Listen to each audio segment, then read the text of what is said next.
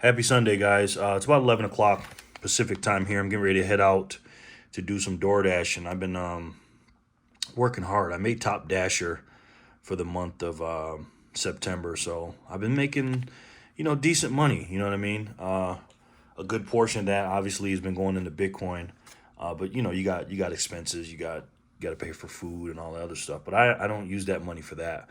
But the money that I use for DoorDash, I mainly for three things: for my taxes that I have to pay for DoorDash. Obviously, I put a little bit to the side for that, a little bit away for gas, and then probably 75% of it or 80% of it, whatever it is, to Bitcoin. And I've been selling a lot of stuff to buy even more Bitcoin because I feel like I don't. No matter how much I get, if I feel like I don't have enough. It's the same thing with silver. When you have a silver, you hit it, you reach a goal that you had, and then all of a sudden you want more. You know what I mean? I got some states here that I keep that are close to me. This is where my grandmother's from. I lived here. I was stationed down here. I got another one around here somewhere. I don't know where it is. I think I got Nevada or something. Got some goldbacks here. Inglehards, Mexican Libertads. Got some old American Eagles. Stuff like that. But when it's time to sell some silver, and I'm not talking about for trades, I'm just talking about to sell specifically for Bitcoin because I believe that Bitcoin is going to be the world currency side by side with the U.S. dollar. The U.S. dollar will be the last one to go because we're very fortunate here because we're the best crack house on the crack street, but we're still a crack house. You know what I mean? But if you saw that interview with Tucker Carlson and the soon-to-be president of Argentina, probably, that guy's a Bitcoiner. And, they got almost hyperinflation over here. Jerry Rice is my favorite football player of all time. So I keep that one. And just special little things I keep. But, if you're only watching silver and gold videos, ladies and gentlemen, you're doing yourself a disservice, excuse me, because you're not seeing the big picture. The reason we got into silver and gold, ladies and gentlemen, you know why, is because we feel like it's a better store of value. It's God's money. It's hard work. It's hard to get.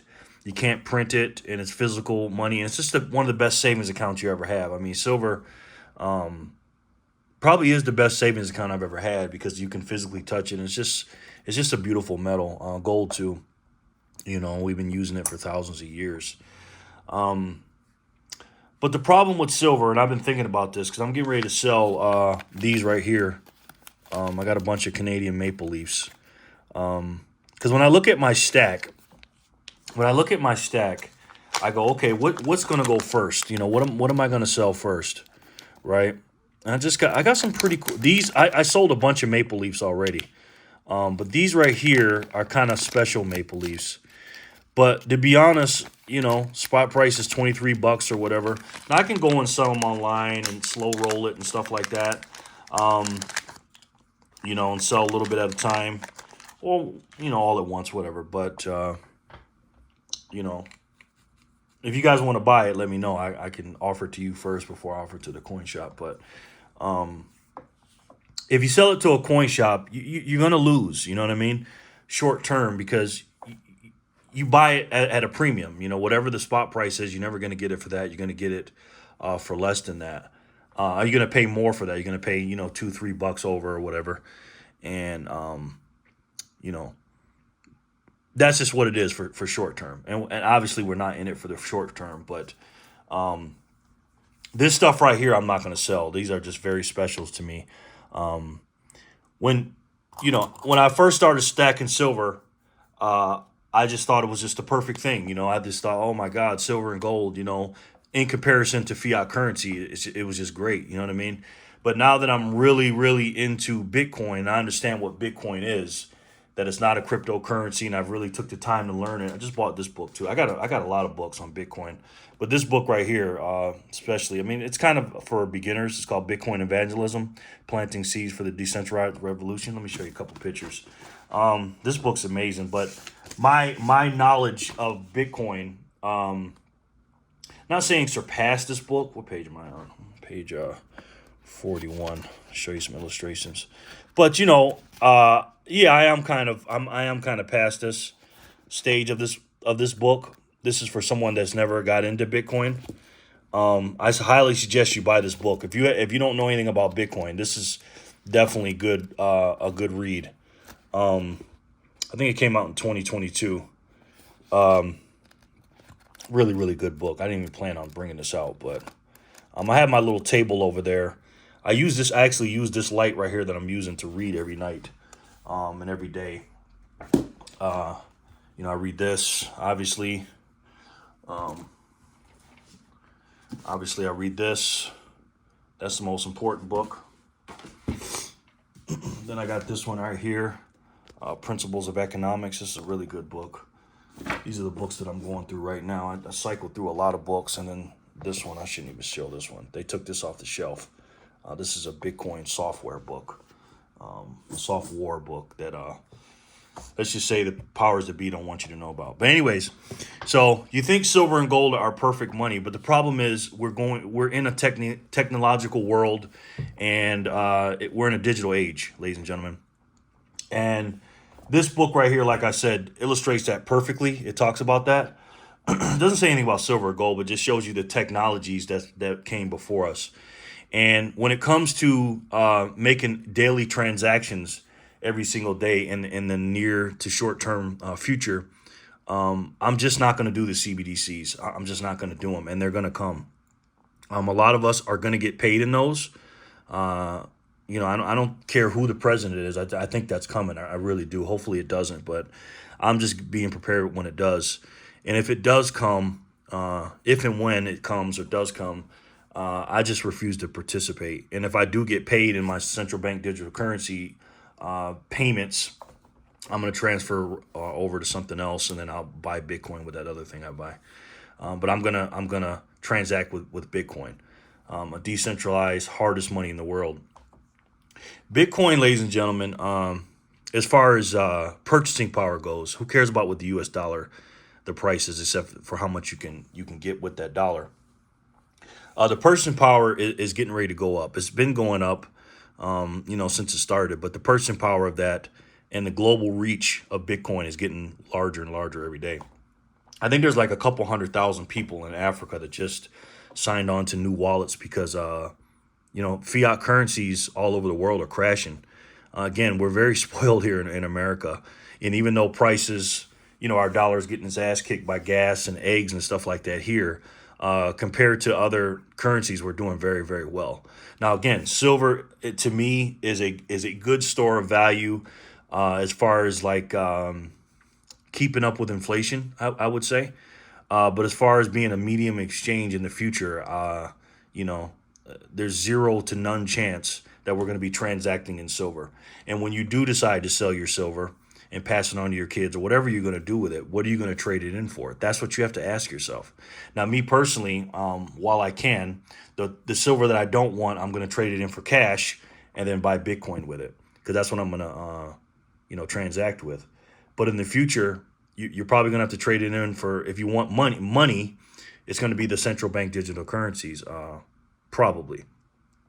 So what I'm urging you guys to do is, and what I'm noticing it is myself, before I get into that, is the more I learn about Bitcoin, the more and more I love it, but the more comfortable my level is of buying more. And the amount I have, the percentage wise of Bitcoin versus silver or any other investment that I have, is based on my knowledge of it.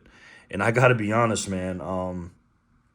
Bitcoin's either going to go to zero or it's going to take over the world as far as the money. Bitcoin is like the internet of money, the internet of information. Well, what the internet did for information, I believe Bitcoin would do for money. It just is. And I'm not talking about cryptocurrencies. I'm specifically just talking about Bitcoin, because you guys know I don't mess with any cryptocurrencies whatsoever. And I only have two metals. I got silver and I got platinum. I don't have any gold because I have silver and platinum and Bitcoin. But if I'm you guys, I would read the Bitcoin white paper. I would get a hold of this book right here. I would also get the Bitcoin Standard. That's a very good book.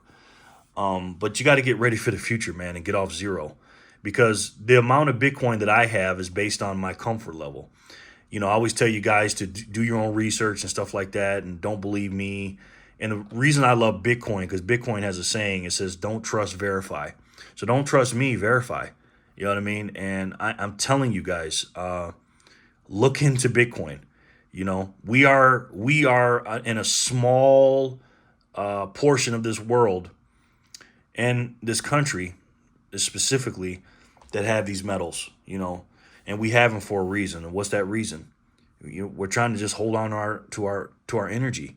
You know what I mean? When we go to work and we put it into a U.S. dollar and put it in a savings account, it's going to lose. That's why stocks are going up and real estate are going up, because those things are a store of value right now, because you just can't keep them in U.S. dollars. And the more they print, the more money goes into the equities and real estate. It makes it looks like it's going up, but all it's doing is just keeping up with the monetary supply. But the thing I love about silver is this, and this kind of silver specifically, they're not making anymore. You have to ask yourself this when you're buying your silver or gold or whatever you're buying is, what percentage of the wealth do you own in that particular situation? So if you have cash, right? Let's say you got $1,000,000. Well, what percentage of the wealth of that $1,000,000 that you have is the total amount of the big pie in the world? Well, there's $900 trillion and counting every single day. They're printing more all around the world. I don't know exactly the number. Nobody really knows. What percent of that $1,000,000 do you have? Or what a percentage of the big global finance you have is that $1,000,000? When I buy a Johnson Matthey bar, or I buy an Engelhard bar, or I buy this, do I have it here? I have a Bitcoin coin. This might be it. No, this ain't the one. But I have a Bitcoin that's 1 out of 10,000. So I can tell you, I only have 1 out of 10,000, or the Engelhard or the Johnson Matthey, like I said. Mexican Libertad, not so much, but they are more rare than regular silver. Specialty items like this, old 1996 American Eagles, Franklins. Obviously I got a bunch of Walkers over here. I got a bunch of those. Constitutional silver. Every time I buy that, I'm getting a piece of the pie that they're not making any more of. When you hold it in cash or silver, regular silver, or even gold, you got to ask yourself what percentage of the wealth in that gold or silver, or whatever that is, that monetary supply that you're holding, what percentage of the wealth do you own? See, there's a difference between price and value. There's total difference in that. And the value is the total of what it is, and the price is just the price on that. But what is the actual value of this? To me, this is way more valuable than regular silver. It just is, And when I think about Bitcoin, every time I buy Bitcoin, I'm taking a piece of a finite asset. Technology is great. The more technology that keeps going, the more and more we can print money and digitally print it, because now we have computers and all this other stuff. We don't even have to print the actual fiat currencies out. So technology helped us with that. Technology also has helped us find more silver and gold and platinum and everything else. Because before these really, really cool machines came out, and these computers and all this other stuff that can find the gold and silver wherever they may need to find it, it was very hard to do. But what do you think is going to happen when more and more people start getting into silver and gold? Well, if demand goes up, right, and the price goes up because demand will go up, that means that they need to find more supply of it, because they're going to run out of it. And trust me, they will. There'll be venture capitalists all over the world digging for gold and silver. Now, is it more finite than U.S. dollars? Of course. It'll probably run out, but there's gold and silver all over the universe. There's gold and silver in the solar system. There's gold and silver in mines we don't even know about, and there's gold and silver in caverns and and under the sea and everything else. And they will find it. They will find it. They'll have these little ships, these little whatever submarines that'll go down there and find a whole bunch of silver and gold. They'll have astronauts go out and an asteroid up there with silver and gold. They will find it. The demand goes up. The thing with Bitcoin is it is a finite item. It was made to be money. There's only 21 million coins, and 4 or 5 million of them are gone. If you have 100 pennies in $1, you really don't have a dollar. You have 100 pennies. So don't look at Bitcoin as just one Bitcoin. It's 100 million Satoshis. And the reason why Satoshi Nakamoto picked 100 million, because he knew there's 8 billion or 7 billion people in the world when he made it. And you have to divide it up a lot. See, you have two different levers. You have a supply lever and a demand lever. If the demand lever goes up and demand goes up on it, again, they'll find more supply of U.S. dollars. They'll find more. They'll buy more. Make more cars. They'll make more houses. They'll make more whatever. Even land. They can make more off the sea. They can build land off the sea. If they need more real estate, if we run out of land, they can build up and make a whole bunch of high-rise houses and everything else. There's always more. They can always increase the supply of something if the demand goes up. You cannot do that with Bitcoin. Bitcoin is the only thing in the world, money-wise, that you can't change the supply, no matter what. So when the demand goes up, what happens to the price? The price goes up and the value goes up, because the true scarcity is when you can't mess with that supply lever. So I'm telling you guys, I'm not telling you to buy Bitcoin, because if you don't know anybody about it, don't buy it.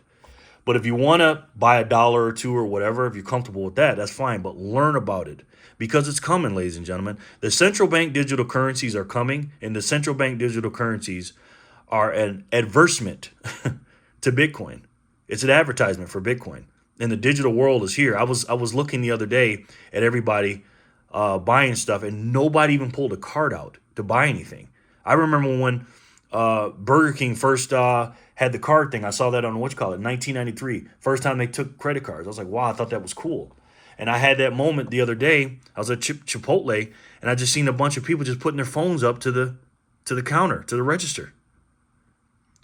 How do you think the world's going to look in 10 years, ladies and gentlemen? Listen, the Bitcoin halving is coming. We mine 900 Bitcoin every single day.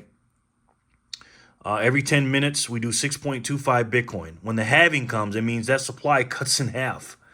It happens every approximately 4 years, 210,000 blocks. So it'll be 450 Bitcoin a day and 3.125 every 10 minutes, 144 blocks a day. If you don't know what I'm talking about, learn it. Type in right now on Google Bitcoin halving. Can you imagine if silver or gold did that? If you knew exactly how many ounces there were, just say we knew the exact amount and we couldn't find any more, and we're just on some closed planet. We couldn't leave. It's just only what's on this planet. And we knew exactly what it was. And they said, I'll tell you what, we're going to mine, there's only 21 million ounces of silver. That's it. Or 21 million ounces of gold. And we're only going to bring out this many a day. Right? And we're going to use it for money. We're going to forget all the technological stuff. We're going to pass gold and silver coins back and forth. Or grams of silver, grams of coin. And every 10 minutes, we're going to mine this many ounces of silver, this many ounces of gold. And mind you, every 4 years, we're going to mine half of that. That's what Bitcoin is. Again, gold and silver is God's money. Bitcoin is the people's money. What I mean by that is gold and silver is money that we chose because it's very hard money, right? It was hard to get, and we chose it as money, right? It wasn't made to be money. We chose it because it had value to it. It's precious. Concrete and steel is not precious. It's everywhere. It's in abundance. The reason why this is precious is because it's finite and it's hard to get. You can't create it or destroy it. The reason why Bitcoin is better for the technological age or the digital age is because we chose it as money. We made it to be specifically money. We made it to be money.